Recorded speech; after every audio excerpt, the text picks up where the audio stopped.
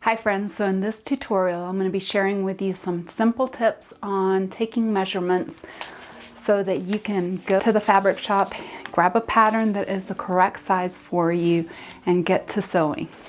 You'll just need a few simple tools, a measuring tape that is flexible. It's helpful if you have some elastic, or you could also use ribbon to tie around some critical points, especially if you're doing this by yourself.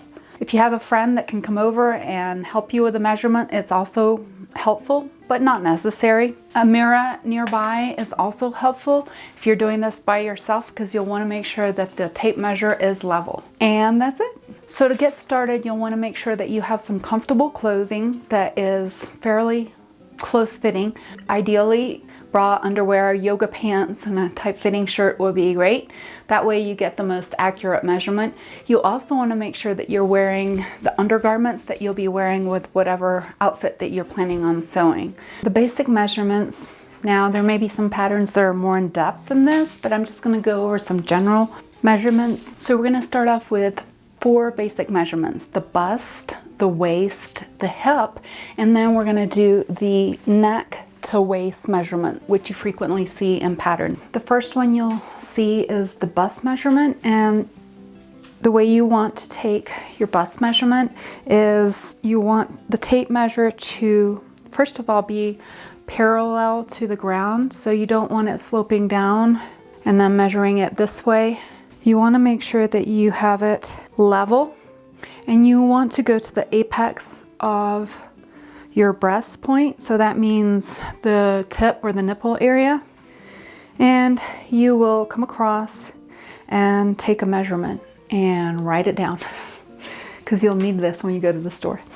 The next measurement you'll commonly see is your waist measurement, and to find your waist, you may have heard this, or you may remember your grandmother telling you this, but to find your waist, you just do the little teapot movement, and wherever you kind of feel that bend is where your waist measurement is. So, and generally it is around the smallest area. Again, just do this, and I think mine is right there, and you take a measurement there.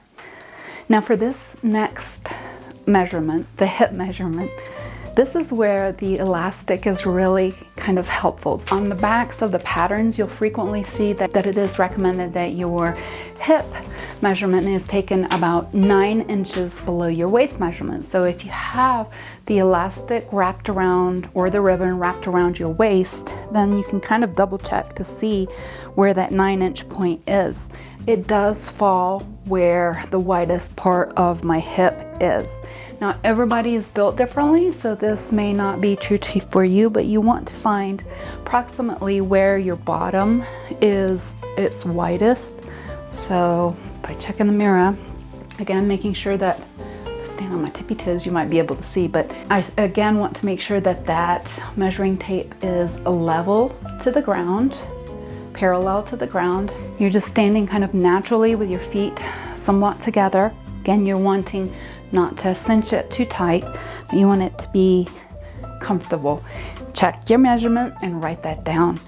So for the next measurement, it's helpful to have a buddy, but if you don't, no problem. Grab a piece of ribbon or elastic and tie it around your neck.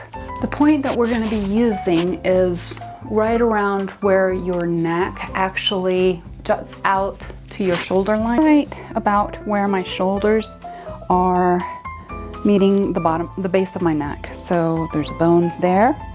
Ideally you go from that bone to the waistline, and it can get a little tricky if you're doing it by yourself, but you just have to do the best you can.